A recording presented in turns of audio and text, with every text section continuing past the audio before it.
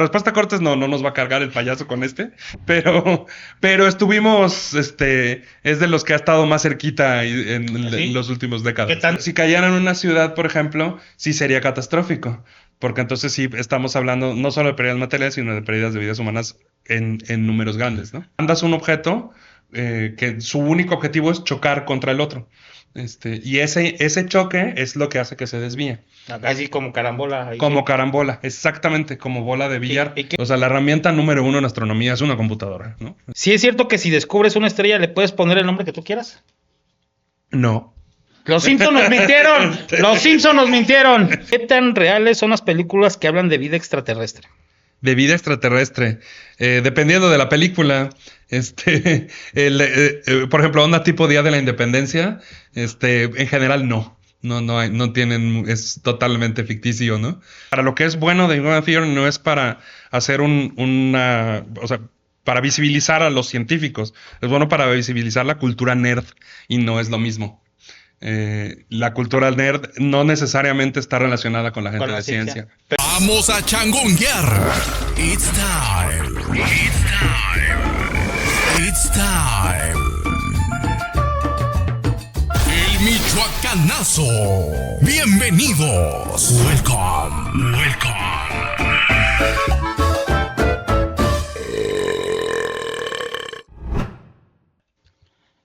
Estrellita, estrellita, ¿dónde estás, linda estrellita? Hola amigos de la Z del 1 al 100, del norte al sur, del oriente al poniente, atravesando por la Madera y cruzando por la Morelos. Les saluda como cada semana su amigo, su cuate, su camarada, su cuaderno de doble raya, Eli Castillo, a la orden para el desorden, transmitiendo un capítulo más, aso del Michoacanazo, que vamos hoy a darnos un estrellazo, aso, en esta edición, como ya saben, aquí trayéndoles invitados michoacanos, morelianos, que tienen algo que contarnos, algo interesante que decirnos, que compartirnos orgullosamente desde Morelia, Michoacán, para el mundo mundial, agradeciéndoles que se conecten con nosotros para quienes nos ven, nos sintonizan, ya sea por segunda, tercera, cuarta, quinta vez, o aunque sea la primera. En esta ocasión estaremos hablando de un tema literalmente fuera de este mundo, más allá, al infinito y más allá. Iremos en este capítulo para hablar de, entre otras cosas, los misterios que hay allá afuera de este planeta y tantas dudas que tenemos, como es, sí es cierto que ya nos vamos a ir a la Verge, que ya va a llegar el meteorito y ya por fin muchos decimos, ya que caiga la chingadera esa porque la humanidad ya no da para más, o tendremos a dónde mudarnos, podemos ya colonizar Marte, nos podremos mudar de planeta, ya que ya nos lo estamos chingando. Y para ello nos acompaña, como siempre, aquí les traemos gente que sabe del tema, porque lo importante, recuerden, no es saberlo todo. En este mundo lo importante no es saberlo todo, sino tener el teléfono de quien lo tiene. Y justo conseguimos y lo pudimos traer a alguien que es un eminencia, pero además es humilde y sencillito, porque él ha dicho, a mí nada más díganme que soy doctor por una ocasión y ya después háblenme de tú. Y está con nosotros nada más y nada menos que un divulgador de la ciencia, astrónomo, licenciatura en física en la Universidad de Guadalajara, posgrado en astrofísica en la Universidad de Guanajuato, estancias postdoctorales en el Observatorio de Balongo en Río de Janeiro, Brasil, o sea, también sabe lo que es mover la panza por unos pesos. Y después actualmente en la UNAM, en la Universidad Nacional Autónoma de México, en el Instituto de Radioastronomía y Astrofísica de la UNAM, en el campus Morelia. Está aquí con nosotros el doctor René Alberto Ortega Minacata.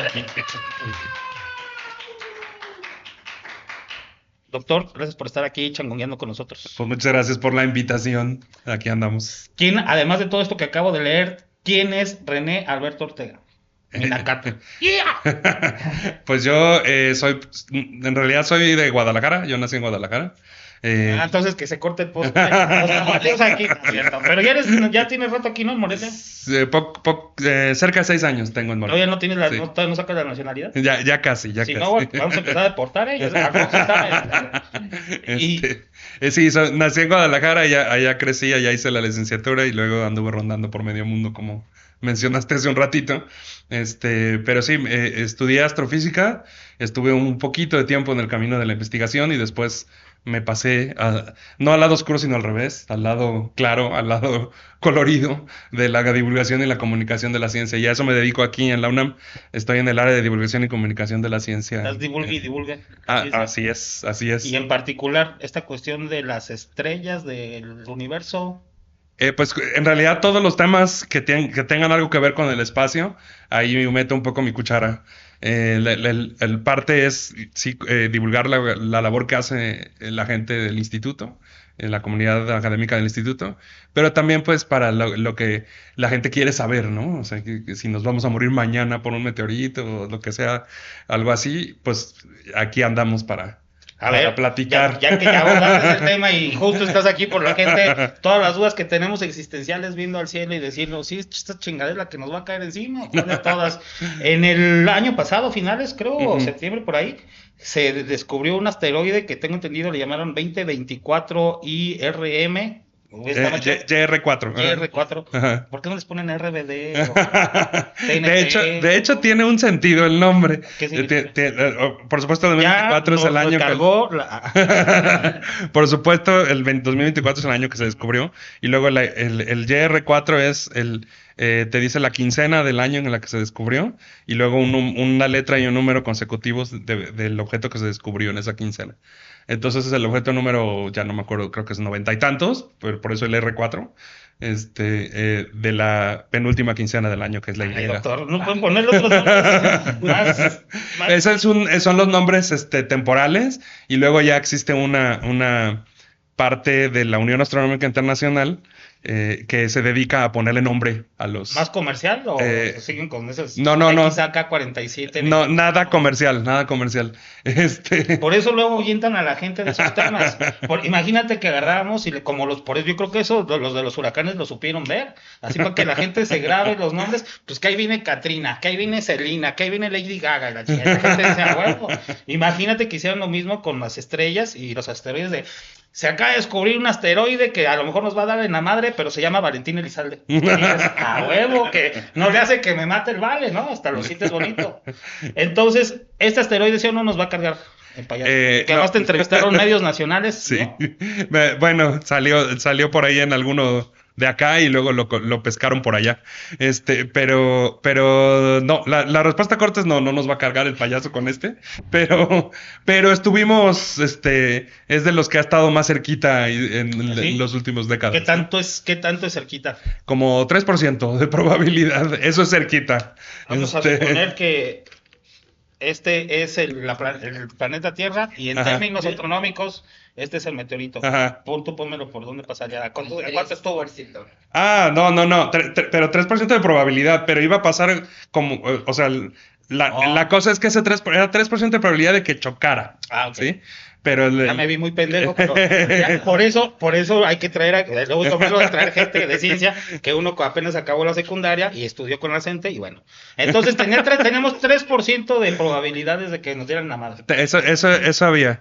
Entonces lo que se hace es alto en esas cosas. En realidad sí, porque normalmente cuando se descubren se hacen muchas observaciones y entonces se determina cuál es su órbita. Se mete todo a la computadora y la computadora te dice... O sea, ustedes no hacen nada. Yo pensé que era chiste. Las computadoras no hacen cosas por sí mismas, las tiene que manejar uno. Hay que meterle los números correctos. Y saber que la computadora va a escupir números, hay que saber interpretarlos. Ok. Entonces, lo que se hace es que se estima cuál es la órbita del objeto y entonces al hacer eso puedes saber cuándo va a pasar cerca de la Tierra, qué día, qué hora y qué tan cerca, ¿no? Entonces lo que sucedió con ese es que cuando se hicieron las primeras observaciones decía que iba a pasar muy cerca, pero el error todavía era grande y entonces como el error es muy grande, el error incluye a la Tierra, ¿sí? Entonces ahí es donde estimas qué tanto porcentaje de probabilidad hay.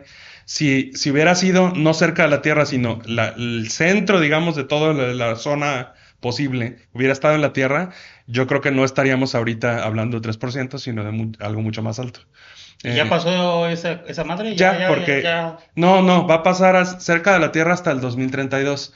Y O sí sea, va a sí. pasar muy cerca. De hecho, todavía no sabemos si va a chocar con la Luna, porque A ver, me preocupo, ¿no? Pues porque si choca con la luna la va a desmadrar, ¿no? no, o sea, hace un cráter como los que ya tiene la Luna ahorita. Entonces no está tan grande esa cosa, ¿ok? No es muy grande como para poder hacer un daño catastrófico a un objeto como la Luna. Como para que hiciera como carambola, así de pum, le pega a la luna se nos viene encima y ya valimos mal, ¿no? No, el objeto es como de 100 metros más o menos, ¿no? Pero ¿y si cayera aquí en la Tierra, sí nos... Depende, si cayera en la Tierra y cae en el océano y lejos de la costa, no pasa mucho. Si pero si del Pedregal, pues tampoco. ya depende de cada quien. Casas, Pero si cayera en una ciudad, por ejemplo, sí sería catastrófico, porque entonces sí estamos hablando no solo de pérdidas materiales, sino de pérdidas de vidas humanas en números grandes, ¿no? Ahora, pues dices que no nos va a hacer tanto daño. Si algo nos pasa, reclamen al doctor René por andarnos mintiendo. Pero hay en el próximo presente riesgos de verdad de que nos impacte un meteorito, algo como lo que otra pregunta, si es cierto que un meteorito que cayó en Yucatán le partió la madre a los dinosaurios. Lo más probable, esa es la hipótesis más aceptada. Hay hipótesis alternas, pero esa es la más aceptada. Y ahora entonces la pregunta que hice anteriormente, ¿sí hay la posibilidad de que se repita un fenómeno así, de que nos cargue el payaso? Va a suceder, pero no sabemos cuándo. O sea, es un hecho que va a suceder, un hecho que algún día va a pegarle algo a esta... Sí, es un hecho estadístico, no es un hecho formal. Uh-huh. Es decir, yo no puedo decir tal día, tal hora, Uh-huh. ¿sí? Pero puedo decir que estadísticamente un objeto así de grande, el objeto que hizo el cráter de Chicxulub, que es el que mencionas ahorita, se estima que era más o menos como de 10 kilómetros de radio. O sea, es un objeto bastante grande, ¿sí? Y el cráter que forma es un cráter de 200 kilómetros. Y el daño es una catástrofe global climática, ¿sí? Eso es el daño, o sea, es realmente catastrófico. Pero se estima que un objeto como ese choca con la Tierra más o menos cada 100 millones de años. Eso significa que se estima que en la edad que tiene la Tierra ha habido unos 40 objetos de ese tamaño que han caído a la Tierra, ¿sí?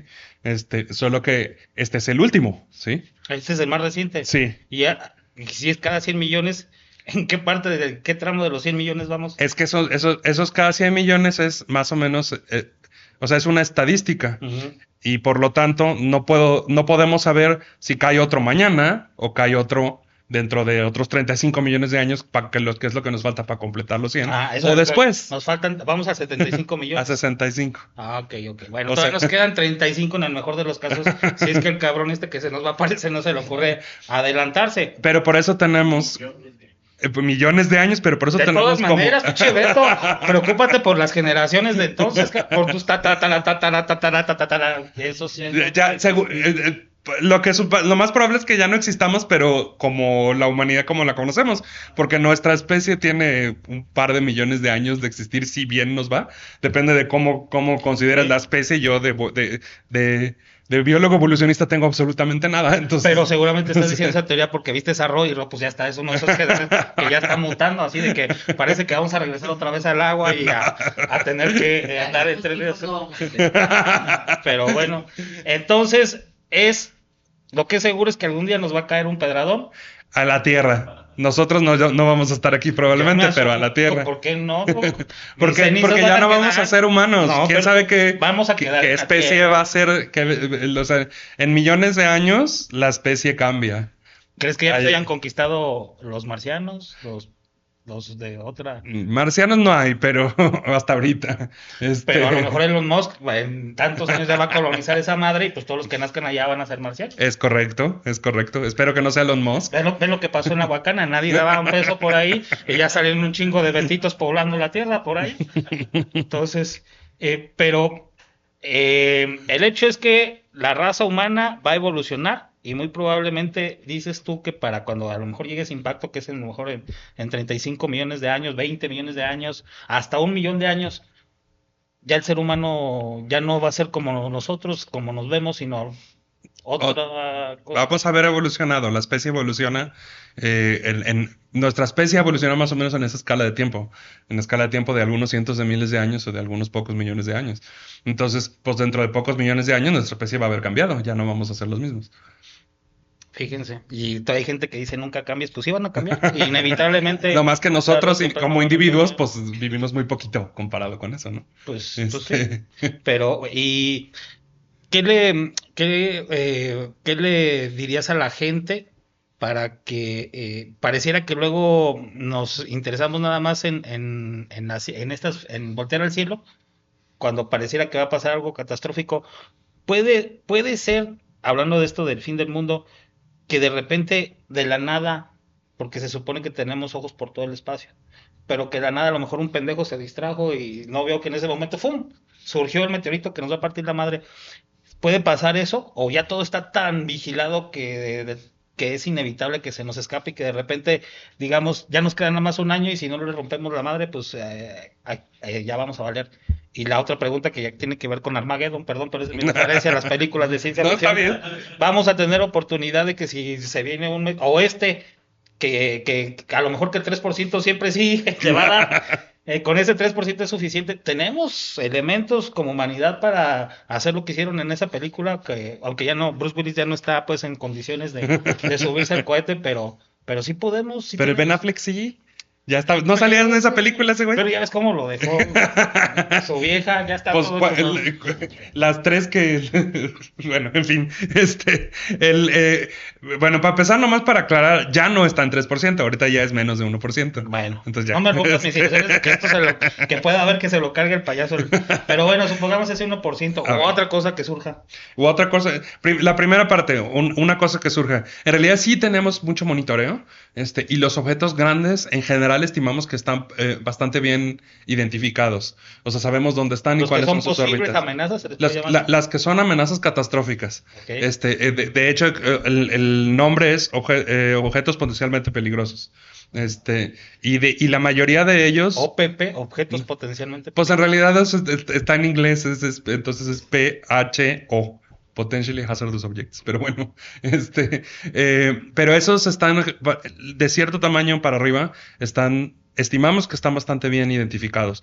¿Cómo estimamos? Porque más o menos tenemos una idea de cuál es la distribución de tamaños de estos objetos cercanos a la Tierra. O sea, sabemos que hay muchos chiquitos y hay pocos grandotes.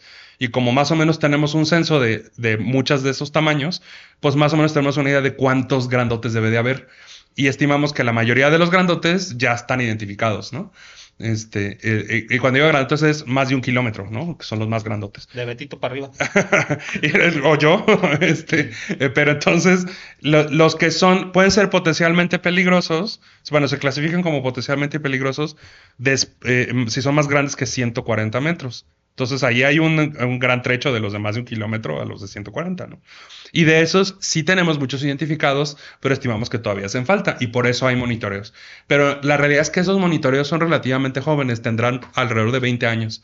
Entonces, creo que todavía tenemos mucho tiempo para seguirlos identificando. Yo pensé que sí, para cambiarlos de planeta. No, para seguirlos identificando. Ya los más pequeños, por ejemplo, este objeto de que hablamos hace un momento, de que pudiera tener algún impacto, si no con la Tierra, quizás con la Luna en 2032, perdón. Este objeto, estos objetos, como son más chiquitos, sí se identifican con mucho menos tiempo de anticipación de cuando van a estar cerca. Y normalmente se identifican, o sea, descubren, digamos, se observan cuando están cerca de la Tierra ya, ¿no? Entonces, por ejemplo, ya estaba cerca de la Tierra cuando se identificó. Lo que pasa es que pasa cerca de la Tierra, se identifica y luego se vuelve a alejar. Entonces, es cuando puedes calcular la órbita y a ver si en alguna de esas pasadas va a acercarse demasiado a la Tierra. No, al Sol. Le dan la vuelta al Sol, así es. Aquí es alguna cuestión de gravedad del Sol. Sí, así es. Todos los objetos en el universo están afectados por la gravedad de todos los demás. Es la ley más chida de todas las leyes. A nivel grande del universo, la gravedad domina todo. Es como que la de, si uno cree en Dios, dijo, nada de los 10 mandamientos y la chinga, esta es la ley de la gravedad y aquí todos se la van a pelar. A nivel macro, sí. A nivel de los objetos grandes, sí. A nivel de los objetos pequeños, no, es la gravedad la que domina. ¿Qué domina ahí en las fuerzas fuerzas nucleares, que son la débil y la fuerte, y la interacción electromagnética. Esas tres son cuánticas y la gravedad no es cuántica hasta ahorita. Ya me empezó. Está bien. Nada más el chiste es que quería saber si nos va a cargar el payaso pronto y tú dices que no. Armageddon. Eso está interesante porque sí hay programas para ver qué se hace si tenemos un objeto que pudiera hacernos algo, ¿sí? O sea, que válgame, pudiera ser potencialmente peligroso y luego se pudiera, o se dijera, gracias, se dijera que sí va a chocar con la Tierra, ¿no? Si eso pasara... ¿Programas de prevención o de atención? Sí, o sea, por ejemplo, hubo una misión que se llamó DART, que buscó cambiar la órbita de un objeto de más o menos como de unos 300 metros de diámetro.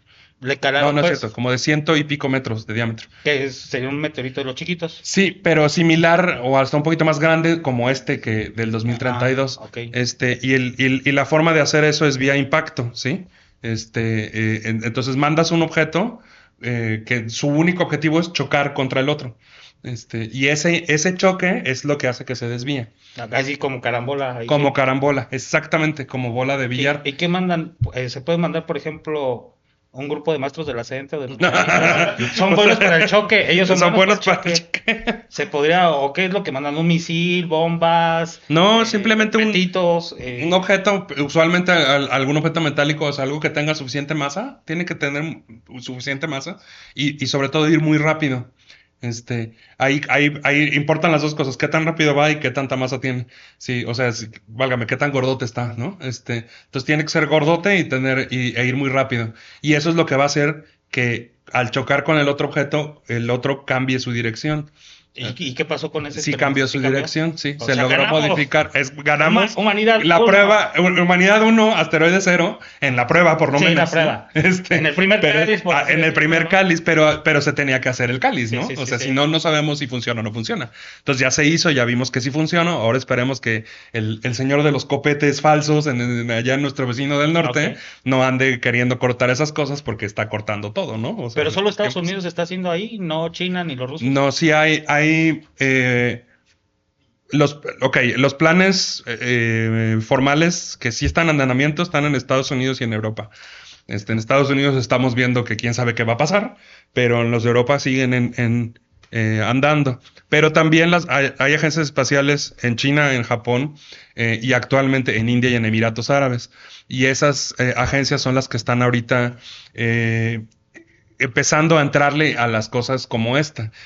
Por ejemplo, Emiratos ya mandó sonda, ya no me acuerdo si fue a la Luna, creo que fue a la Luna, ya me ando haciendo bolas. China tiene varias sondas que ha mandado a la Luna e India también.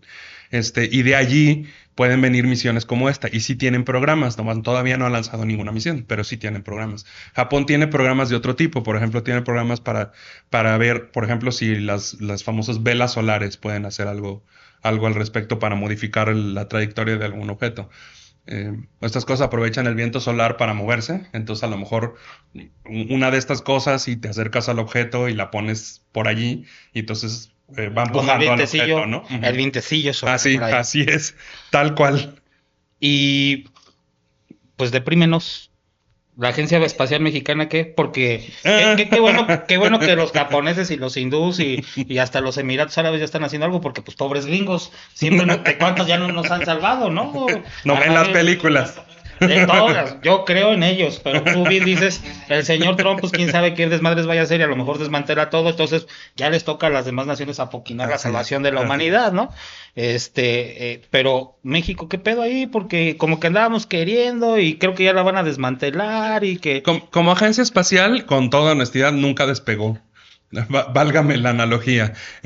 Pero no, nunca despegó como agencia espacial. El último director que tuvo renunció, denunciando básicamente falta de interés. Sí, falta de interés de las administraciones federales. Y estoy hablando de todas, o sea, sí, válgame, independientemente del partido. Porque la crearon con otro partido antes y luego tuvimos otro partido y ahora tenemos otro partido y aún así en ninguna de las administraciones ha despegado. No les interesa. ¿Por qué sería importante? ¿Por qué nos deberíamos de interesar? Porque uno puede decir, ay, qué temas tan frívolos, ¿no? O sea, esos son para los pudientes, pero la verdad es que luego la economía mexicana no está tan jodida y ahorita que hablabas de India, pues luego ahí nos vamos dando un quien vive en cuanto a economía, en cuanto a capacidad financiera, pero pareciera que como mexicanos decimos que lo hagan otros, no nosotros, ¿no?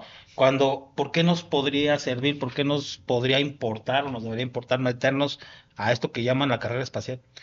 Yo creo que hay muchas razones por las que sería importante. La más básica. Empezando por llevar un mariachi, el primer mariachi que toca en el espacio. ¡Mis marcianos, señores! A lo mejor mariachi con personas, pero ya hay música de mariachi en el espacio. ¿Así? En las ondas Voyager, el famoso disco dorado que estaba en las ondas Voyager, que tenía sonidos y música y canciones y voces grabadas de muchos lugares del mundo. Y esto fue idea totalmente de Carl Sagan en su tiempo, estoy hablando de los 70s. Trae una canción, trae La Víbora. ¿La Voyager por dónde anda ahorita?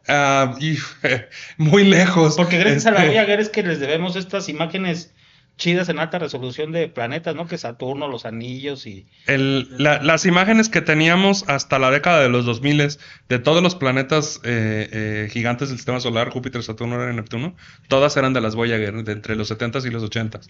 Ya en los 2000, bueno, en los 2000 llegaron las ondas Cassini a Saturno y luego en los 2010 es la sonda Juno a Júpiter, y entonces las imágenes que tenemos bonitas ahorita de Júpiter y Saturno ya son de esas ondas, ya no de las Voyager. Pero de Urano y Neptuno, las únicas que tenemos cercanas son las de las Voyager. ¿Y dónde andan? Lejos, ahorita no me acuerdo el dato de qué tan lejos, pero sí, así como pero mira, se mueve más o menos como 17 kilómetros por segundo la Voyager 1, si mal no me recuerdo. Va disminuyendo lentamente su velocidad, pero va a seguir moviéndose en esa, o sea, más o menos a esa velocidad hasta que se encuentre con otra cosa. Pero están pasando una zona del sistema solar que se llama la heliopausa, que es donde la influencia del Sol... Fíjense como mi nombre, heliopausa. y luego... La influencia del viento solar disminuye. Entonces, el tipo de medio, digamos, o sea, lo que hay alrededor de las naves, ya no está dominado por el viento solar, sino ya está dominado por el medio interestelar, digamos. Entonces, desde el punto de vista del viento solar, es, digamos, como que la frontera del sistema solar. Aunque hay muchos objetos dentro del sistema solar que están mucho más lejos que eso. Pero desde el punto de vista del medio, es como la frontera. Ahí es donde están ahorita. Y una pregunta obligada para los de mi generación, los que ya estamos rucochavos, ya no existen, ¿verdad? Los satélite Morelos. Según yo no, según yo los Morelos ya no existen. Los tomó un futbolista, ¿no? Con saludos al satélite Morelos, cuando a todo le poníamos Morelos, no solo aquí en Morelia ni en Michoacán. Después fueron Hidalgo, algunos Morelos y luego unos Hidalgo, y ahorita ya no me acuerdo si alguno de los satélites mexicanos siguen en órbita, la verdad es que no me acuerdo. O sea, a lo mejor ni tenemos satélites ya mexicanos como teníamos. Hasta eso se nos acabó, Doc. Siempre había 2 o 3, primero fueron los Morelos y luego fueron los Hidalgo y luego ya no me acuerdo, pero no estoy seguro si ahorita queda alguno, no te voy a mentir, no, la verdad no sé, no me acuerdo. Oye, Doc, y ya que abordamos el tema de las películas, me imagino que eres un amante de la ciencia ficción. En general sí, con reservas, pero sí. Pues sí, justo me imagino que en algunas no, porque dices que chiscadas de ratero, ¿no? Eso no puede ser. Pero justo esa es mi pregunta. De toda la variedad que hay de aquí tenemos Star Wars, sí. Tenemos Viaje a las Estrellas, Volver al Futuro, de todas las películas de ciencia ficción, ¿cuáles te gustan y cuáles son realistas? Me imagino que a lo mejor ahí hay una conexión. Las que te gustan son porque son las que pueden ser más apegadas a... No necesariamente. Por ejemplo, una de mis favoritas es La Llegada, Arrival. Aquella donde salía... ¿quién salía? Salía... No es porno, ¿verdad? No, pero sí tenía... ¿Sí tenía algo de erótica? No, lo que tenía era extraterrestres con muchos tentáculos. Pero era Jeremy Renner y ahorita Amy Adams. Llega una nave y eventualmente entran a la nave y son unas especies de extraterrestres con tentáculos, como si fueran como calamares, y están tratando de comunicarse con ellos. porque no están haciendo nada, nomás están allí. Entonces el personaje de ella, de Amy Adams, es lingüista, porque están tratando de ver si una lingüista puede interpretar lo que esas cosas están dibujando para ver si les entendemos lo que nos dicen. ¿De hace cuánto más o menos esa película? Es del 2016, así es, muchas gracias. ¿Y eso por qué te gusta? ¿Por los tentáculos o qué? No. ¿Hay alguna fijación? ¿Hay alguna fijación ahí? No, es muy interesante o sea, imagínate que llega, que efectivamente tenemos contacto. No van a hablar inglés, digo, o sea, no va a ser, pues sí, pues, o sea, y digo inglés porque luego muchas películas son gringas, pues, ¿no? Pero, o sea, ¿quién sabe cómo se van a comunicar? ¿Vamos a entenderles algo? Imagínate que hacemos contacto. Entonces, me parece muy interesante esa película porque justamente el centro de la película es tratar de entender qué es lo que están diciendo, ¿sí? ¿Cómo sería hipotéticamente el comunicarnos con... que eso también lo plantea que es de Spielberg, del fenómeno. Encuentros cercanos. Sí, claro. Tipo. Sí. Que no son esas películas que ves, Beto, de ese tipo de películas, ¿no? Porque acá se intentan comunicar con cuestiones musicales. Sí, con luces y con... ¿Esa no te gusta, con tonos, por ejemplo? La verdad es que la vi hace muchísimos años cuando estaba yo chiquillo, entonces no me acuerdo muy bien de la trama de la película, más allá de la escena icónica del helicóptero con las luces y la música, pero no tengo en la memoria la trama de la película, así que no te puedo decir ahorita, Okay. Porque la vi hace muchísimos años. Ya nos hablaste de una que te gusta, ahora una que sea realista, que tú digas, esa no está tan descabellada lo que plantea. Hay algunas que tienen elementos realistas. Creo que todas tienen una parte donde se toman licencia artística. Pero, por ejemplo, Interstellar tiene bastantes cosas. Se te hace muy aburrida, para mí es maravilloso. Tiene muchas cosas de relatividad general que están bien hechas. Sí, es una película bien hecha, es una película bien hecha. No, y que que es realista desde el punto de vista de la ciencia. O sea, la parte en donde el tiempo pasa diferente para unos que para otros es real. La parte en donde cómo se ve el agujero negro lo hicieron con datos de ciencia reales. Pero lo que acabas de decir de que en unos en unos lugares se pasan los tiempos diferentes a otros, pues eso, vete a la Ciudad de México y pinche salvaje, eres ahí, se pasa la vida en putiza, te vas a Jiquilpan y ahí no pasa ni madres en todo el día, pero ahora vamos con series. Ajá. ¿Ustedes son como el Big Bang Theory? ¿Ustedes los científicos? Tal vez como las primeras 2 o 3 temporadas. Conocemos, Beto. Tal vez como las primeras 2 o 3 temporadas. Después ya no. Ya después Benny entra más en acción ya. Después como de la 4ª temporada adelante de Big Bang Theory ya no es de Big Bang Theory, es Friends con nerds. Entonces, Friends con nerds. Sí. Entonces yo vi en realidad, y lo puedo decir porque yo vi como hasta la 8. Ya después, y ya para la 8 era bastante. Ya no me gustó. Final?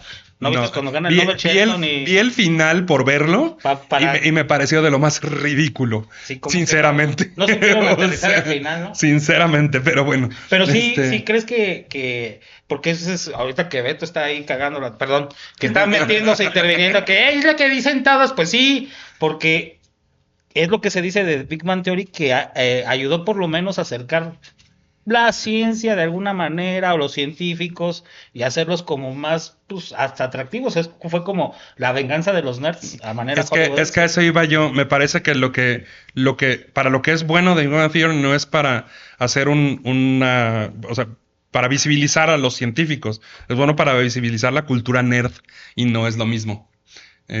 La cultura nerd no necesariamente está relacionada con la gente de ciencia. Pero los científicos no son nerds. Algunos sí, pero otros no. No todos. Ricky Morty, por ejemplo. Ricky Morty es muy, muy divertido. Por ejemplo, Ricky Morty es muy divertido. Yo debo confesar que no sigo Ricky Morty, pero es muy divertido y tiene algunas cosas basadas en ciencia.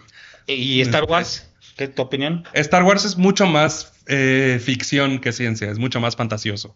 En general es más fantasía que otra cosa. Que para eso también está, hablando de programas, Mythbusters, que se dedica con base científica a desmentir o a ver qué tanto es posible, ¿no? ¿Te gusta Mythbusters? A veces de repente veo alguno que otro video por ahí en la ¿Tú no serías un Mythbuster. Mythbuster mexicano así de, vamos ahora, supongamos que tienes presupuesto y que la UNAM, como nunca dice, ¿sabes qué, doctor? Vamos a hacer un Mythbusters a la mexicana y vamos a desmentir. Sí, es cierto que cada que se te cae el sope, cae del lado de los frijoles y no del lado de la masa. Fíjate que hay gente que ya ha hecho ese tipo de cosas con lo del sope.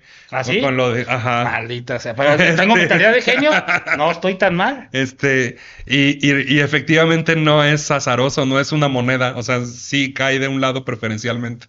Y es porque tiene más masa de un lado que del otro. Sería del lado de los frijoles, ¿no? Entonces, sí, efectivamente no caen siempre, o sea, no es al azar, no es una moneda. Sí, tiene que ver el peso. Sí, la distribución de lo que está ahí. No es lo mismo que caiga del lado de los frijoles a que te empujen los frijoles, que es algo muy distinto. Aunque también ahí tiene que ver física y bueno, tú sabemos. En general, pareciera que luego, si no es por una cuestión así hollywoodense o de series así, mediático, la ciencia de otra forma no nos atrae, ¿no? O sea, como que la ciencia justo la vemos como que es para nerds. ¿Crees tú que todavía hay ese estigma? Y lo pregunto también por los niños que a lo mejor son cerebritos, que a lo mejor les gira chido la ardilla, que son buenos para las matemáticas o cosas así. Según Beto, pues él es uno de ellos. Pues, o sea, ¿cómo va a acabar trabajando aquí si se ve muy chingón? Pero bueno,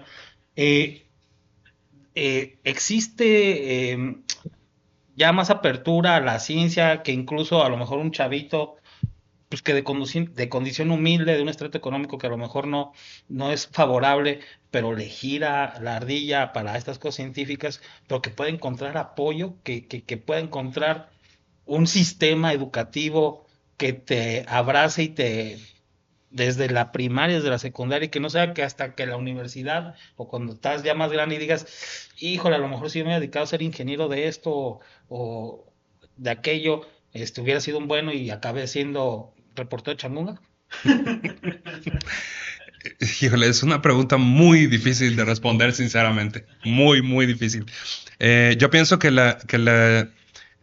por un lado, creo que nuestro sistema educativo tiene una ventaja, y es que es gratuito hasta la universidad.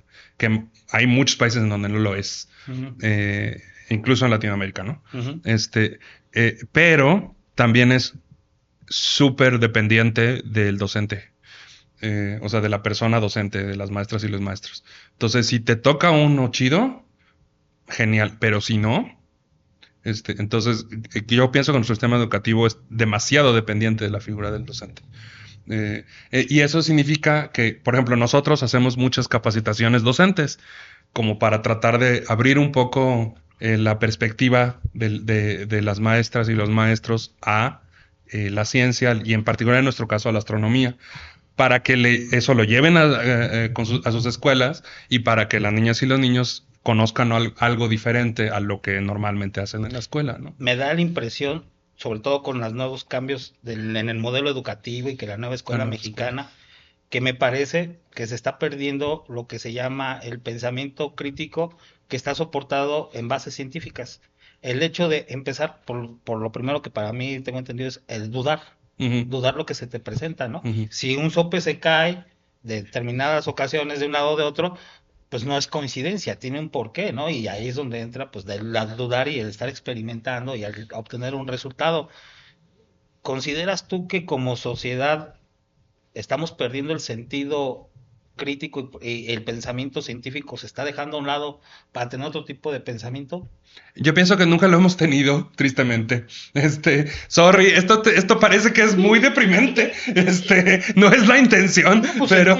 porque estamos llenos de burros y porque tenemos maestros que en lugar de estar en las aulas, se dedican a estar bloqueando y chingando a la madre, perdón, pero es que así yo pienso que no, o sea, y no solo en México, yo pienso que los seres humanos nunca hemos sido muy buenos con el pensamiento crítico. Más bien creo que es más excepción que norma.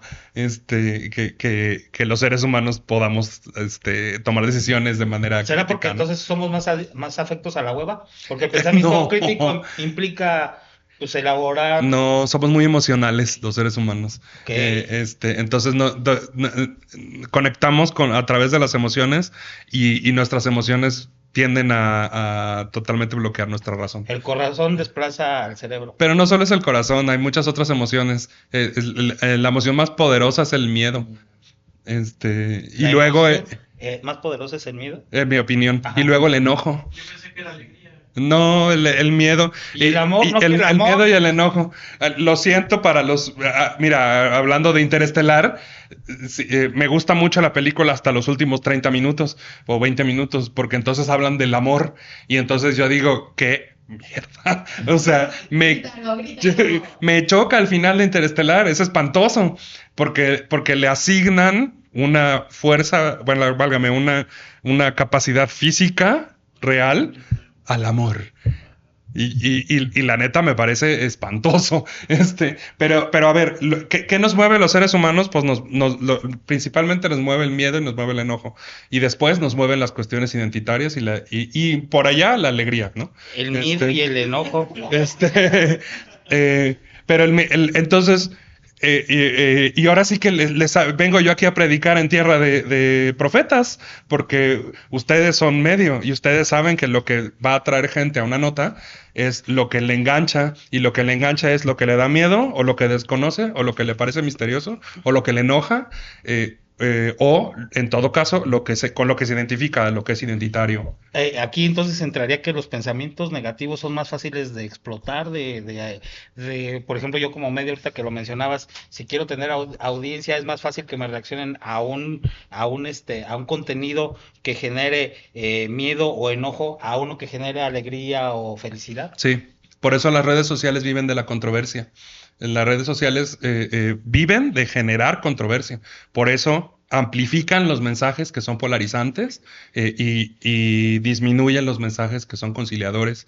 Y así funcionan los algoritmos. Si tú pones un post que genera muchos comentarios, ese lo van a amplificar porque los comentarios, eso significa que están reaccionando. Y lo digo, o sea, la palabra reacción viene, o sea, válgame, es muy reveladora ahí, porque literal estás emocionalmente reaccionando a lo que está allí, ¿no? Entonces, incluso hay gente que ha hecho el experimento. Hay una influencer que puso un día un post que decía, amo la 4T, e inmediatamente abajo puso uno que decía, odio la 4T. Y en ambos estuvo lleno de comentarios y de reacciones, y por supuesto le llegaron los bots y etcétera, ¿no? Pero fueron algunos de sus posts más virales, ¿sí? Porque estaban generando controversia. Odio a la 4T. Pero también la amo, amigos de la 4T. A ver si es cierto, vamos a poner. Entonces, bueno, si aplicamos eso, por ejemplo, a astronomía, efectivamente, si yo les mandara a ustedes, que no lo puedo hacer como encargado de comunicación de la UNAM, pero si yo les mandara una nota que dijera, nos morimos mañana todos porque nos va a caer un meteorito y nos va a cargar a todos la chingada, pues entonces esa nota va a tener un chorro de audiencia. ¿Sí? Claro. No lo voy a hacer porque para empezar no es cierto, pero incluso yo podría tratar de hacer las notas que yo escribo para mi instituto y que les mando a los medios. Podría tratarlas de hacer así, aunque no dijeran mentiras, diciendo verdades. Y aún así es muy difícil que yo las pueda decir, las pueda hacer así porque represento a la institución. Y entonces la institución, pues, ¿cómo le hacemos? Tú mándanoslas, nosotros las manejamos, la institución no, pero nosotros sí. Bueno. Oye, pero a ver, una pregunta que según yo, a ver si, según lo que me da mi intelecto, porque ahorita mi ardilla está lo máximo. A ver, una pregunta filosófica que por este tema que sacaste de las emociones, me conectó. Y es una de las preguntas filosóficas de la piedra filosofal para resolver, y que hay dos grandes teorías. ¿El ser humano nace o se hace malo por naturaleza? Yo creo que nace. Uy, ya estamos hablando de la naturaleza de la maldad aquí, caray. ¿Cuál es tu O sea, opinión? tráiganse un filósofo. O sea, Postura como científico. No, queremos. Sí, claro. Luego traeremos un filósofo para contrastar. Y además, luego a lo mejor hacemos un debate. Filósofo contra científico. A ver, pero. La quiero naturaleza de la maldad. Quiero ¿no? tu perspectiva científica. Como científico, desde tu pensamiento. Claro que va a haber científicos que piensen una cosa u otra, pero ahorita que se va a caer a flote, desde tu perspectiva y tu pensamiento y tu vivencia. Me declaro incompetente para responder esa pregunta. Yo pienso, de manera completamente personal, yo pienso que las cosas juzgables como malas o buenas son los actos, no las personas. Las cosas juzgables Como buenas o malas son los actos, sí, no las personas. Los actos. O sea, entonces no pueden hacer una persona mala, sino que en algún momento de su vida hace acciones que podemos calificar como malas. Lo que hace, entonces, Sí. desde tu perspectiva, las personas no nacen, se hacen. No es que se haga la persona, es que sus actos pueden ser malos o buenos. Pero, pues, una consecuencia o una serie de actos consecutivos sí te definen como persona, al final de cuentas. No lo sé. No lo sé. Puede haber personas que hagan un montón de cosas malas y luego hacen muchas cosas buenas. ¿Quién va a decir si es mala o es buena? Se llama López Obrador. Bueno. Bueno, se llama Justo- cualquier... Bueno, ya, mira, no entremos en política porque...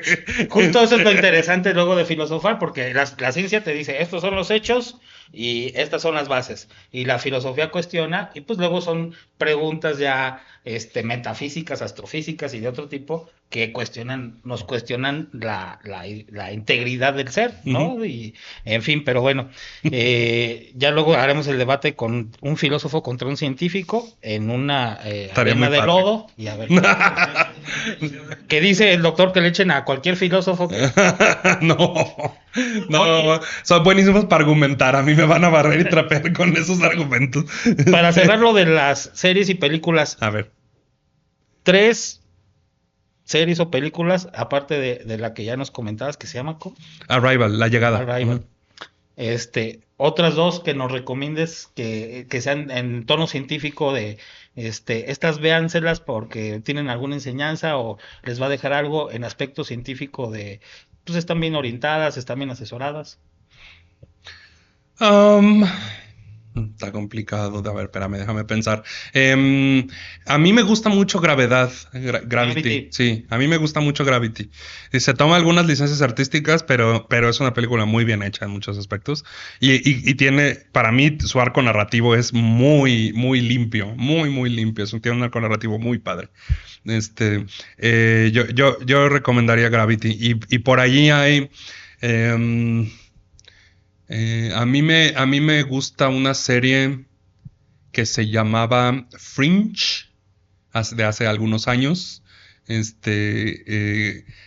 muy imaginativa, es mucho más ficción que ciencia, pero hasta cierto punto algunas cosas sobre cómo funciona la ciencia las tiene por ahí más o menos bien. Fringe es como de los 80s.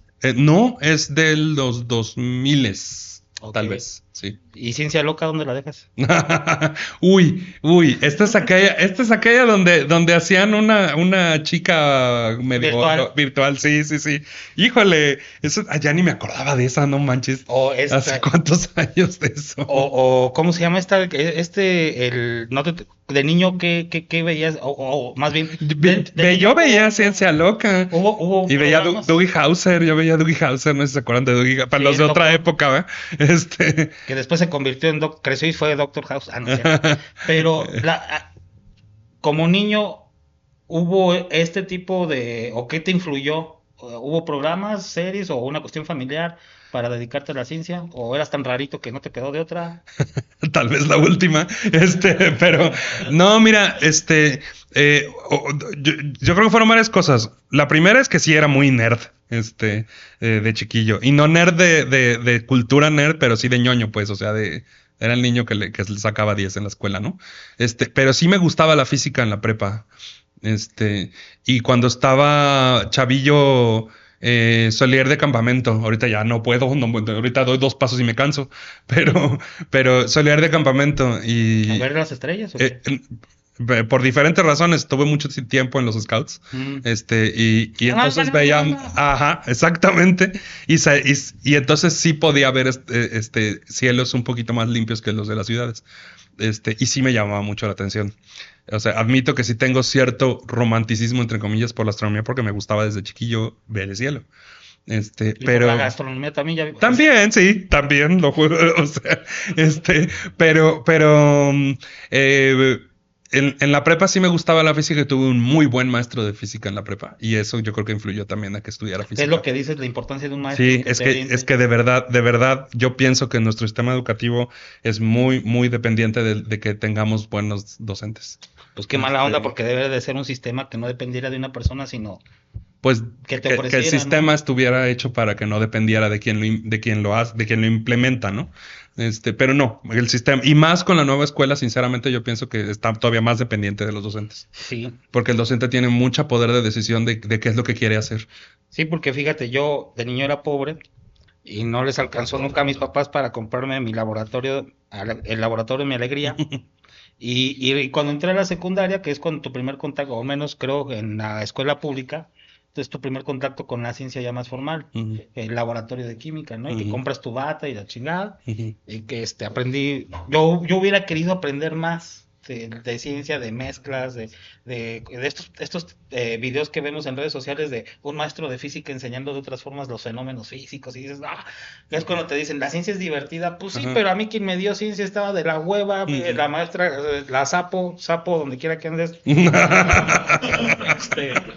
pues no le echaba ganas, pues, y ahí era quien quería trabajar, y pues éramos 40 y tantos cabrones también, y no, pues entonces, la verdad es que a lo mejor yo hubiera sido un buen científico, imagínate, acabar en este trabajo, pero no, el sistema no me dio chance, pues, y pues ya, me tuve que dedicar a lo que cayera.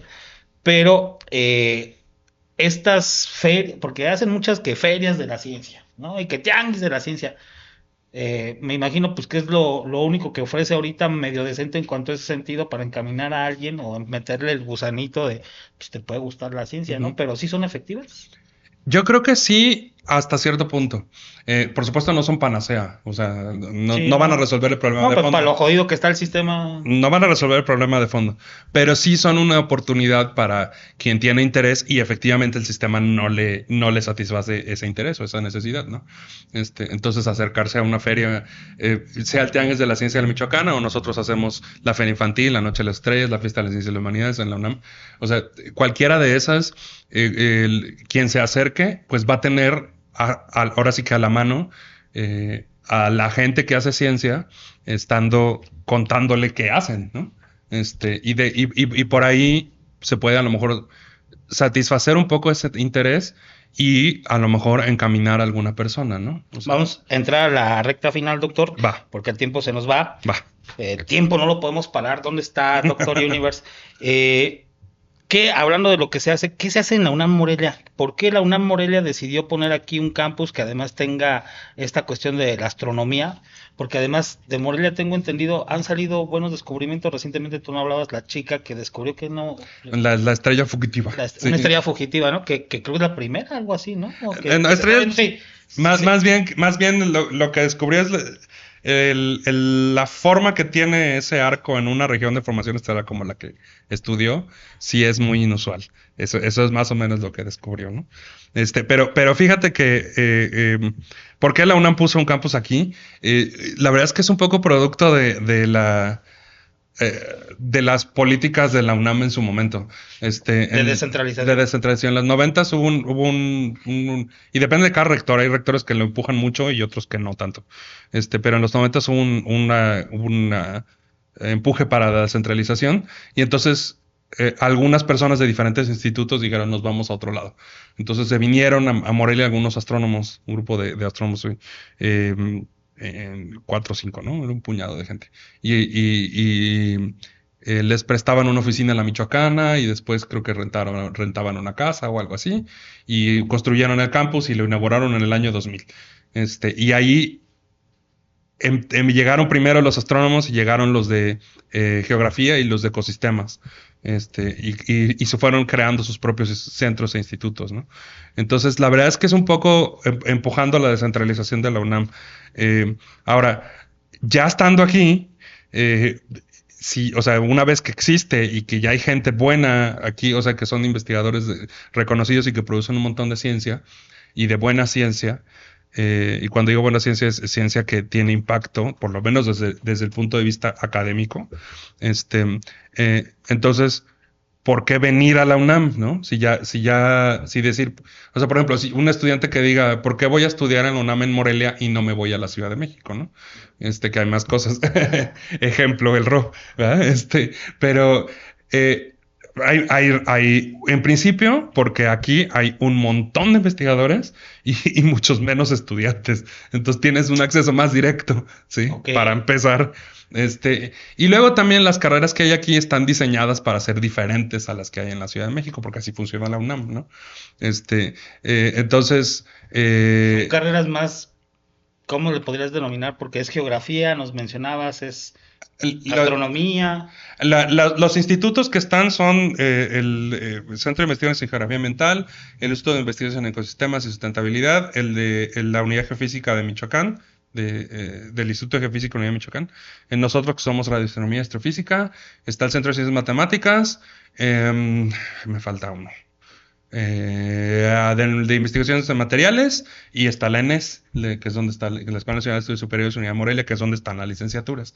Entonces, las licenciaturas están en la ENES y los demás institutos que te dije son posgrados, maestrías y doctorados. Entonces, es como Cerebrolandia. Algo así. Puro cerebro, pero, porque o sea, sí, no, fíjate que ahorita que lo mencionas, iba yo a decir hace rato, y qué bueno que me recordaste, la ciencia es mucho más chamba que talento.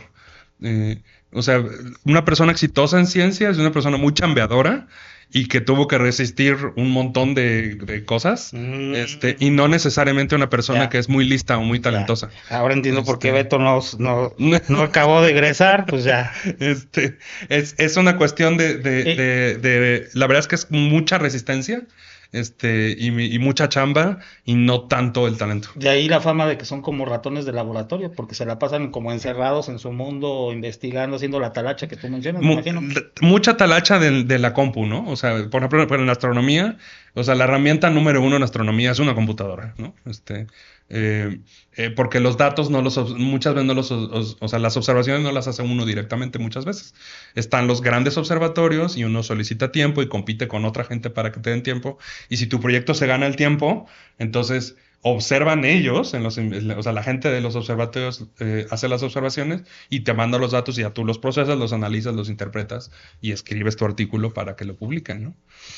Entonces el proceso es mucha talacha, así es mucha talacha. Pero y es de mucha resistencia, porque es en su proceso donde hay muchas decepciones, hay muchos egos, entonces la gente le gusta aplastarse unas a otras. Esto vamos parece a pasar a lo bueno, las grillas que hay internas. Ciencia, casos de la vida real, ¿no? Dale, eso sí, suelta el chisme. ¿Quién contra quién, Doc? No, bueno, hay muchos egos. La ciencia está llena de gente con egos muy grandes, y nosotros no somos la excepción, ¿no? Ya ves, The Big Bang Theory no estaba tan mal, porque así era Sheldon y se peleaba con con cualquiera de los otros tres. ¿no? Pues sí, o sea, sí, pero igual, digo, no todo mundo, ¿no? Pero es mucho más.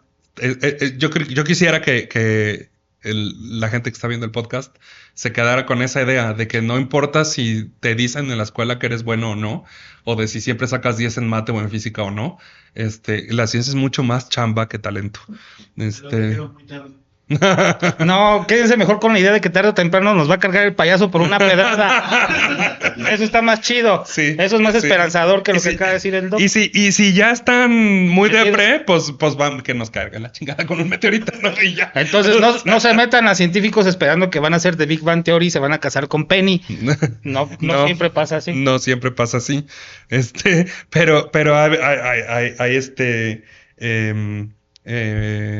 bueno, hay de todo, pues, pero Eso, creo que ese mensaje es algo que sí me Pues me gustaría. entristece que haya más investigadores que gente que quiere estudiar y que se les acerque, pero bueno, es lo bueno de estudiar en Morelia, que dices, hay mucho acercamiento con esta comunidad científica, y porque hay gente muy chingona. Lo que pasa pues es que justo están metidas en sus ondas y no son rockstars, no les gusta tampoco andar como en los micrófonos o saliendo a medios, andan muy clavados, pero por eso también te invitamos, porque luego la gente sabe, pues aquí hay una escuela de la UNAM, pero qué chingados hacen, aparte de que ahí asaltan, ¿no? Pero eso, los de la UNAM no, sino los malandros que van ahí a asaltar, ¿no? Pero bueno. Bueno, pero está el Pumabús, pues se suben al Pumabús y ya, ¿no? O sea, pues, vámonos para cerrar, vámonos a la sección de con las del mandado. Producción, por favor, Ro. Tenemos una serie de preguntas que yo no sé qué chingados es la producción, las inquietudes de la producción. Entonces, nomás se ríe aquí. Nomás se ríe aquí el Ro, ¿eh? Ajá, pues entonces, si te encuentras preguntas medio incómodas, pues ni hablar. Está bien, ¿qué le vamos a hacer? Es la inquietud de la producción. Corre y se va. A ver, saca una. A ver. Sí, pásame tu. Ok.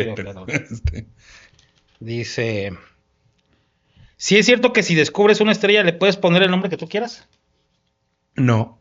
Los Simpsons nos mintieron. Los Simpsons nos mintieron. Pero sí pasa con objetos del sistema solar como meteoritos y cosas así. Okay. Y cometas. Y eso de que. Y asteroides. Y eso de que te venden en un sitio web que le puedes poner el nombre de una estrella. Es puro comercio, no es real. No es oficial. Ya había comprado una constelación en mi vida. Ok. Siguiente. A ver, viene. Sí, es una. Pensé que eran dos. Pero entonces de la siguiente pregunta, si de casualidad en una de esas me voy a un campamento de la UNAM, de los que seguido hacen, o de estas de observación, perdón, de jornadas de observación, y en una de esas descubro de pura cagada, como le pasó a Bart, el meteorito que nos va, el objeto que nos va a cargar el payaso, ¿un meteorito se pudiera? Sí. Ok, eso me alimenta. ¿Qué tan reales son las películas que hablan de vida extraterrestre? De vida extraterrestre. Dependiendo de la película, por ejemplo, onda tipo Día de la Independencia, en general no tienen, es totalmente ficticio, ¿no? Hay otras que a lo mejor un poquito más, por ejemplo, en esta de Arrival, por ejemplo, los seres, los extraterrestres, son muy fantasiosos, pero nuestra interacción con ellos es muy humana, y entonces es la parte muy interesante, ¿no? Entonces la pregunta obligada, ¿existen o no los extraterrestres, Doc? ¿Existe o no la vida extraterrestre? Yo esta pregunta siempre la divido en tres, porque no son preguntas diferentes. El Padre, el Hijo y el Espíritu Santo. Si yo pienso que existen o no, yo pienso que sí. Ese es era el argumento de Carl Sagan, y yo me considero optimista. Hay gente que dice que no, ¿no? El argumento de Carl Sagan es que la cantidad de estrellas es tan enorme, y hemos descubierto, Sagan no lo sabía, pero después de Sagan sabemos que es probable que un montón de las estrellas que conocemos, bueno, que existen, tengan planetas, porque los planetas son un producto, digamos, un producto secundario de la propia formación estelar. El Sol es nuestra estrella. El Sol es nuestra estrella, los planetas nos formamos junto con el Sol, los planetas del sistema solar, y muchas de las estrellas hemos ido descubriendo que tienen planetas, ¿no? Entonces, en alguna debe de haber algo, ¿sí? Eso es el argumento. Como por probabilidad. Sí, por pura estadística. Porque hay demasiadas, ¿no? Y es una opinión hasta cierto punto optimista e incluso un poquito romántica. Pero hay otras dos partes de la pregunta, al de si existen o no existen. Esa es la de nomás si existen. Pero la otra parte es, ¿tenemos contacto o no? O se puede, ¿sí? Y la otra pregunta es, ¿nos visitan o no? Y que ya es la de la gente que cree en ovnis y esas cosas, ¿no? Entonces, la tercera, puedo decir contundentemente que no, ¿sí? ¿No has visto a Betito en el baño? Doc, sí, hace cosas del otro mundo, ¿eh? Pero desde el punto de vista estrictamente físico, independientemente de... No están con nosotros. No, para nada. Es imposible. Los reptilianos no, y ese desmadre... Es físicamente imposible. O sea, no digo que es imposible porque yo piense que no es posible, no. O sea, físicamente es imposible. Porque para poder... viajar, las distancias son muy grandes, y entonces la capacidad de viajar enormes distancias depende de qué tanta energía puedes consumir en el viaje, ¿sí? Y de qué tanto periodo de vida tiene el ser ese hipotético, ¿no? Entonces, por ejemplo, Para viajar a la estrella más cercana, la luz le lleva 4 años, pero la luz es lo más rápido y no podemos viajar a la velocidad de la luz, no porque nos falte tecnología, porque físicamente no es posible. No has visto, deja que pongan en la operación el cablebús de Bedoya, dicen que va a ir a pinche velocidad más. Pero entonces definitivamente no están entre nosotros, no puede haber reptilianos, ni nada de que implementaron una semilla desde los egipcios y desde ahí. Nada de eso, nada de eso. Y la comunicación, que es la pregunta intermedia, es muy improbable. No puedo decir que es imposible, pero es muy improbable, porque esa sí es a la velocidad de la luz, pero igual es a la velocidad de la luz. Y por lo tanto, si quisiéramos comunicarnos, por ejemplo, con un planeta alrededor de la estrella más cercana, el mensaje tarda 4 años en llegar y luego 4 años en que nos respondan. Pero ¿sí? Es bajo nuestra tecnología. No, la tecnología no importa. No, es físicamente imposible viajar más rápido que la luz. Las leyes que tenemos aquí físicas se aplican para todo La física es universal. Y suponiendo, porque va a sonar raro en términos científicos, porque el infinito el universo es infinito. No. Pero supongamos que tiene no, el universo no es infinito. ¿No? Perdón, pero no. El universo es finito, pero no tiene límites. No es lo mismo. Es como imagínate que es una pelota. La pelota es finita. O sea, no es infinita, no existe. Tiene un fin. O sea, es finita. Puedes decir cuánta área tiene. Y el área es finita. Es un número que tú puedes decir cuánta es. Pero no tiene límites el área de la pelota. Tú puedes darle vueltas todas las veces que quieras. Y no tiene un límite. Pero no, además, ¿no el universo está en expansión? Sí. Entonces, aquí ya no choca. A mí el universo mismo. Lo que yo aprendí con cositas se está chocando con lo que estás diciendo. Porque si está en expansión, entonces sigue siendo infinito. ¿O qué? No, sigue siendo finito. Está en expansión, pero sigue siendo finito. O sea, puede decir que tiene un fin, tiene un margen. No tiene límites, pero es finito.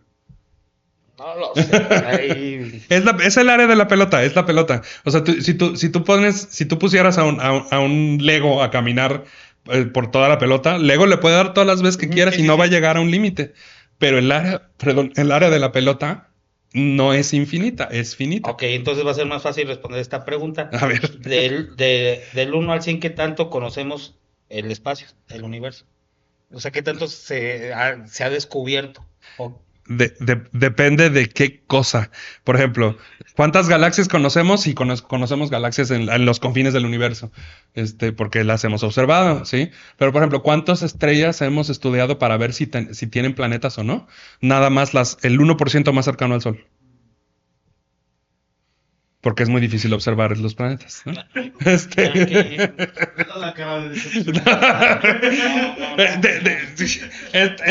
es ya son 2. Voy a tener que platicar con Dios después de esto porque no. Bueno, sí. No estás. Yo no creo en Dios, pero si tú sí dile que no chingue. Yo estoy volviendo a creer en él también. Nos estamos volviendo a agarrar confianza.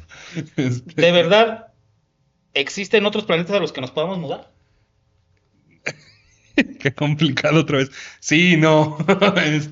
Planetas hay un chorro. Hemos descubierto alrededor de otras estrellas van varios miles. Y es reciente. El primer planeta alrededor de una estrella que no es el Sol se descubrió en el 95. Y hemos descubierto varios miles de entonces para acá. Pero este asunto de los viajes es muy complicado. Entonces, si acaso pudiéramos mudarnos de planeta, sería solo nuestro sistema solar. Entonces, tal vez dicen que Marte, yo lo veo muy complicado, pero bueno. ¿La Luna? No, es más complicado que Marte, creo yo.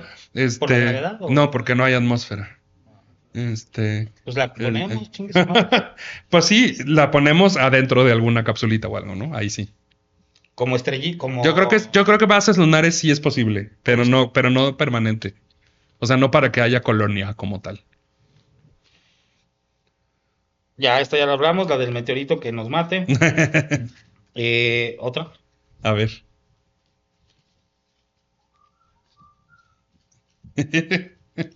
Yo pensé que realmente iban a hacer preguntas comprometedoras. Al rato así de, ¿qué piensas? Estás comprometiendo mis ideales, mis pensamientos.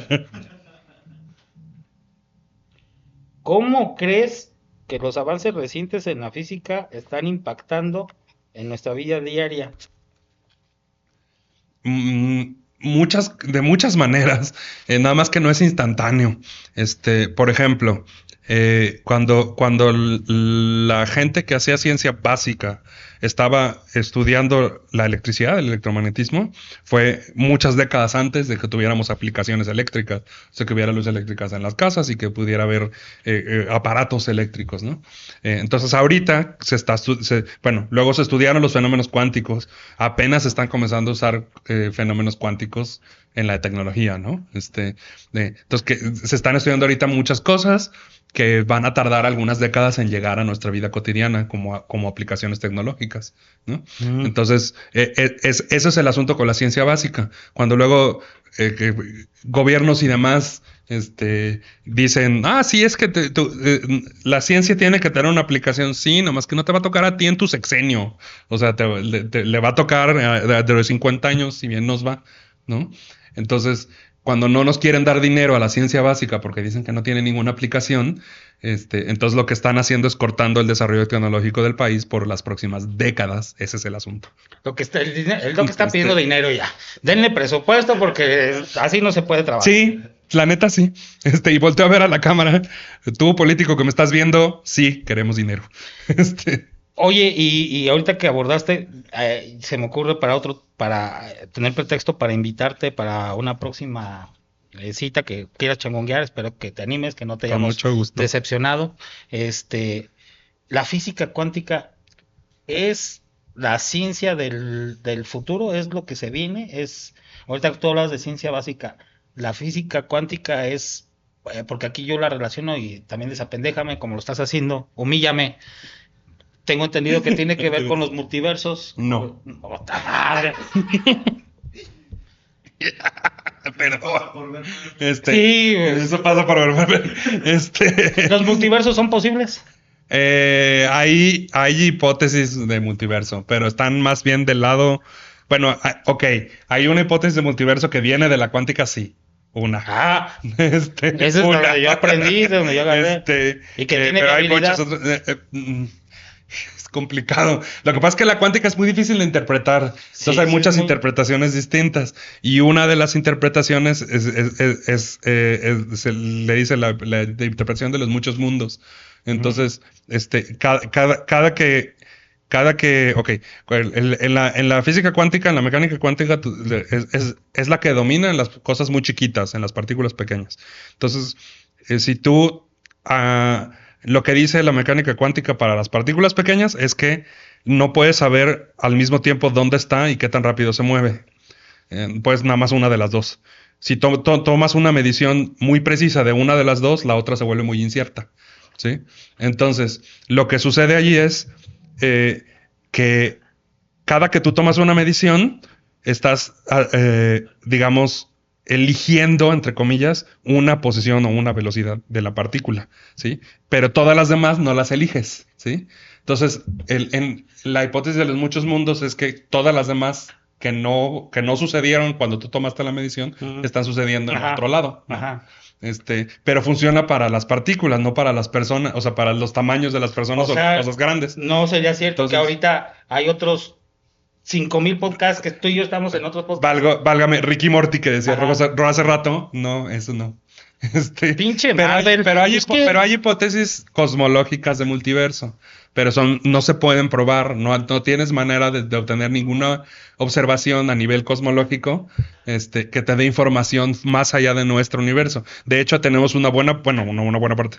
O sea, nosotros podemos observar cierto volumen de nuestro universo y más allá de eso ya no podemos observar porque dependemos de la luz para poder observar y la luz viaja de manera finita. Y como el universo tiene una edad finita, o sea, tiene 13.800 millones de años aprox, la luz que tenga más, o sea, la luz no puede haber viajado más que eso, ¿sí? Entonces, luz que se encuentra más lejos que eso de nosotros, no nos va a llegar, ¿sí? Entonces no podemos ver más allá de eso. Entonces no hay manera, no tendremos manera de obtener evidencias de un posible multiverso, ¿no? Ya nada más acábame de romper la madre de científicos. Nada más dime. Chale. ¿Tiene o no base científica la frase de Buzz Lightyear al infinito y más allá? No. Pues no puede haber más allá que el infinito. O sea, bueno, sí, pero los matemáticos te van a decir que sí, porque los matemáticos te van a decir que hay infinitos más grandes que otros.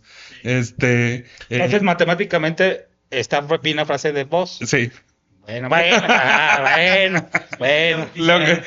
Pero sería como al infinito y un infinito más grande. Pero ya no suena bonito. Por eso matan la ciencia. No matamos la ciencia, es que el entretenimiento y la ciencia no necesariamente se llevan bien. No tenemos que ser entretenido porque no. ¿Cómo te van a dar dinero si ves que los diputados apenas saben leer leyes y tú quieres que se interesen en cosas que apenas saben leer y escribir? Deja tú, ya no quiero decir más política. me van a hacer algo a mí, pero a ver, esta pregunta de Ron, nada más para no dejarla ir. Viene. ¿La astrología es una forma de astronomía? Sí y no. Nacieron juntas. Nacieron juntas. Actualmente no tiene nada que ver una con la otra. Es como... Pero nacieron juntas. El gemelo malvado de Bart. Algo así, digamos que nacieron juntas porque nacieron de la observación sistemática del cielo. De las estrellas. Así es. La observación sistemática del cielo a lo largo de la historia de la humanidad tenía dos razones de ser. La primera es contar el tiempo, que es la más importante, porque contar el tiempo era lo necesario para poder conocer los ciclos de la naturaleza, incluyendo la agricultura, etcétera, etcétera, ¿no? Y el paso del tiempo para sus sociedades, desde el punto de vista cultural, sus gobernantes, etcétera, etcétera, ¿no? Y la otra es porque como el cielo se mueve de manera aparente, entonces le asignaban parte de su cosmogonía, o sea, cómo es que perciben al universo, se lo asignan al cielo. Entonces, en el cielo están las figuras de los dioses o las figuras, las cosas que son importantes, ¿no? Entonces, observaban el cielo en parte para tratar de predecir, ¿sí? Uh-huh. Por un lado, porque predecir era importante para su vida cotidiana. Si predecían la lluvia, si predecían... Pero entonces, luego, culturalmente, eso fue avanzando a... Quiero predecir si va a haber guerra, si va a haber hambruna, o quiero predecir si me va a ir bien como gobernante, si me va a caer el vecino, ahí los tlaxcaltecas, a quererme... chingar, sí. A quererme chingar, como le pasó a los mexicas, ¿no? Todo el mundo sabemos que los mexicas no fueron conquistados por los españoles, sino por los tlaxcaltecas. Pero bueno, él no quiere poner también. Pero bueno. Somos puré pechado. Entonces, nacieron juntas por eso, porque por mucho tiempo se usaban, la observación sistemática del cielo se usaba para las dos cosas. Más o menos en el Renacimiento fue cuando se van separando. Y digo más o menos porque, por ejemplo, por ejemplo, el nombre de Kepler, todo el mundo piensa en las leyes de Kepler y lo piensa como científico, ¿no? Pero en realidad la obra de Kepler son varios volúmenes. Y lo único que conservamos del lado de la ciencia son las leyes de Kepler, que son 3 expresiones, ¿sí? Pero todo lo demás de la obra de Kepler es astrología. Entonces, pero lo que hizo Kepler fue interpretar observaciones meticulosas de Tycho Brahe, un astrónomo previo a él, ¿sí? Entonces, nacieron juntas, actualmente no tiene nada que ver una con la otra. Salvo las estrellas. Y ni siquiera, porque la astrología actual... realmente ni siquiera observa las cosas, ¿no? O sea, tienen una tablita y les dice si eres y no eres. Fuertes declaraciones. ¿No? Científico de la UNAM Morelia dice la astrología debería desaparecer porque le causa mucho daño a su hermana gemela, la astronomía. Importante que se nos quede claro eso. Pero bueno, doctor... Ya pusieron palabras en mi boca, que conste. Hay que vender. Hay que crear el rechazo. Dijiste, sí. Hay que... Controversia. El repudio de todos los tarotistas. Yo antes de que se acabe, nomás una referencia a la de la agencia espacial de South Park. No sé si le han visto el episodio donde llevaron una ballena a la luna. ¿La agencia espacial qué, perdón? La agencia espacial mexicana. Donde llevaron una ballena a la luna. Que está el técnico que dice... ¿En qué serie fue? En South Park. En South Park. En South Park. Sí, llevan una ballena a la luna, los niños. Sí, que la rescatan y para rescatarla contratan un cohete en México. De hecho, un cohete en Tijuana. Y de ahí el científico mexicano dice, no, sí, vuela. Y ya llevan un cohete a la luna. Entonces, sí ha hecho algo la Agencia Espacial Mexicana. En South Park. Y la otra, tu opinión acerca de, por ejemplo, tipos como Mr. Tartaria. ¿Quién? No sé quién ¿No es. ubicas a Mr. Tartaria? No. Son personajes que han salido en TikTok y así de... Que sí, por ahí va, que desinforman o que tienen ideas súper radicales de que los extraterrestres. ¿Qué opinas de ese tipo de desinformación que hay en TikTok y que surgen ese tipo de personajes totalmente es porque te cae gordo, perdidos, dices, pues? El doctor ni siquiera lo estás comprometiendo y tú dices que es un desinformador. ¿Y qué tal si tiene razón el tipo y tú ya lo estás descalificando? Si dice que los extraterrestres existen, no tiene razón. Pero bueno, el asunto de redes sociales es y particularmente TikTok y los videos tipo TikTok, los videos cortos, ¿no? Las redes sociales, su objetivo no es informar, ¿sí? Ese no es su objetivo. Su objetivo es que te comprometas con ellas, o sea, que interactúes y que te quedes ahí, que estés todo el tiempo ahí, ¿no? Entonces, nunca van a bloquear o prohibir o censurar algo como eso, aunque efectivamente está desinformando, ¿no? Y por supuesto tampoco lo hicieron cuando había vidas directamente en peligro, por ejemplo, en la pandemia, ¿no? Porque había un montón de desinformación, pero ahí había vidas directamente en peligro. Si hay extraterrestres, o sea, si alguien cree que hay extraterrestres o no, no hay vidas en peligro. Pero con la pandemia sí, ese es el problema. Ahora, ¿qué opinión me merecen? Pues es entretenimiento, la gente se entretiene con eso, por supuesto que no están, o sea, un montón de esos creadores de contenido, pues no están compartiendo información verdadera desde el punto desde ningún punto de vista, pero mucho menos desde el punto de vista de la ciencia, ¿no? Pero sí puedo decir algo por ahí. Hay pocos, pero sí hay creadores de contenido que sí comparten ciencia y que lo hacen de manera eficiente y efectiva en TikTok o en redes así, ¿sí? Y que tienen un montón de seguidores y han inspirado gente que quiere estudiar ciencia y así. Pero sí los hay y creo que podemos valernos de la herramienta. Es muy difícil, pero podemos valernos de la herramienta, ¿no? ¿Qué nombres de algunos creadores de contenido que tú recomiendes? Sí, por ejemplo, del lado de ciencia, está el grupo de los españoles que son los que tienen más seguidores, Javier Santalaya, Quantum Fracture, está Veritasium, que tiene canal en inglés y en español, el robot de Platón, que es peruano. Aquí está Astrofísicos en Acción, está Pregúntale al Biólogo, que es una chica que se llama Dulce, está Lumara la bióloga, hay varios por ahí. Digo, estoy mencionando otros de otras áreas también, ¿no? Pero el Michoacanazo. Está el Michoacanazo, está el Michoacanazo, por supuesto. Y de hecho, el próximo jueves vamos a tener al tarotista a nuestro cuate Roger. No es broma, es en serio. Pero fíjate que el asunto con las redes es, digo, ya no me quiero extender demasiado, pues ya sé que se está acabando el tiempo, pero el asunto con las redes es que le dan el mismo micrófono a todas las personas. Entonces, y creo que sí es el gran cambio de los medios digitales. Los medios tradicionales tenían el micrófono y entonces podían elegir qué se dice y qué no se dice. Pero con las redes cualquiera tiene el mismo micrófono y tiene la misma posibilidad. Jugando con los algoritmos si quieres, pero tienes la misma posibilidad de que otras personas te escuchen. Pues ya lo escucharon ustedes al doctor René Alberto Ortega Minakata, que ya no nos dijo su origen japonés, por eso va a quedar pendiente para la próxima changungazo, para el próximo michoacanazo, que nos hagas el favor de acompañarnos y desapendejarnos en otros temas. Ahorita ya no le quiero seguir porque ya la ardilla la traigo seca, ya la cansaste de tantos pedos y tantas desmentiras y tantas aclaraciones, que me estoy dando cuenta que científicamente he vivido en parte en un error, en parte tal vez no, eso también lo definirá la física cuántica, pero bueno.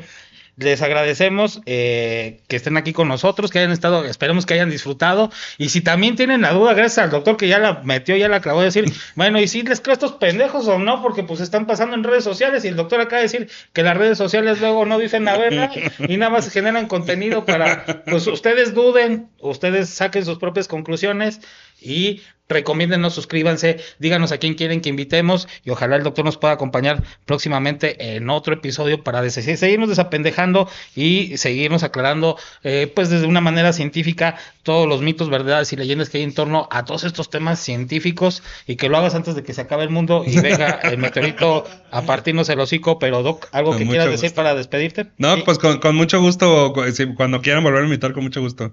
Me la pasé muy bien y si alguien quiere pues seguirme o algo así, mis redes personales me pueden seguir en Instagram o en X, Twitter o como le quieran decir, y me encuentran por mi nombre, así que si me buscan como René A. Ortega Minacata, me van a hallar en las dos.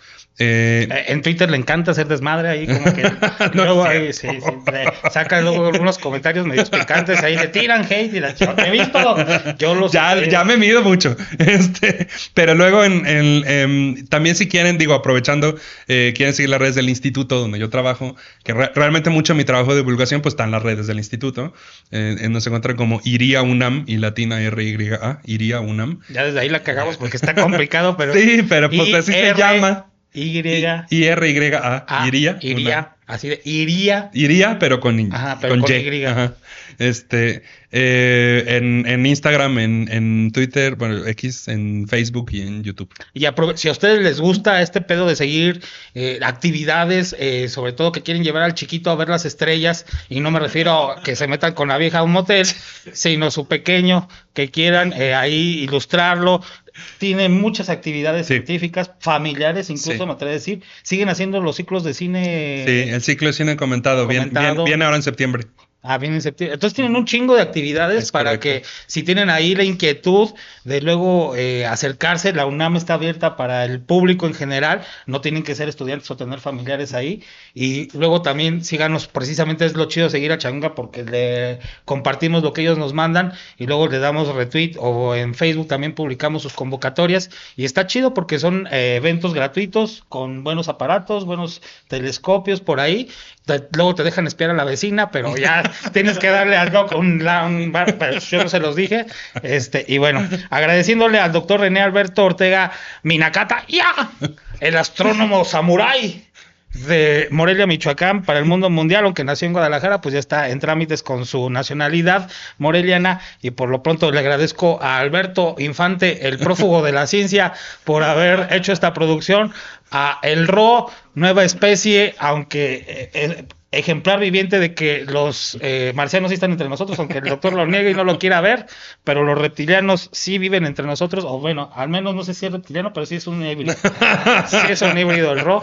Y mi nombre es Eli Castillo, en esto que ha sido el Michoacanazo, aso, chido la banda, bye bye, ¡aush! Arre con lo que barre, bye bye.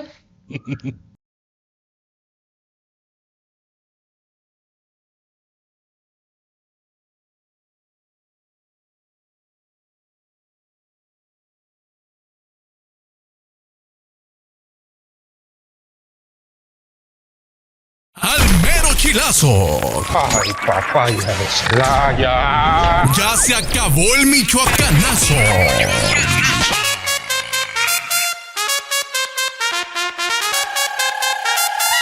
El Michoacanazo. Te esperamos la próxima semana. Haz paro, comparte y suscríbete. Suscríbete a la de ya. Ramírez, ¿ya te suscribiste? El Michoacanazo. Hasta la próxima. Esta es una producción de changunga.com. Y no seas culé. Comparte y suscríbete.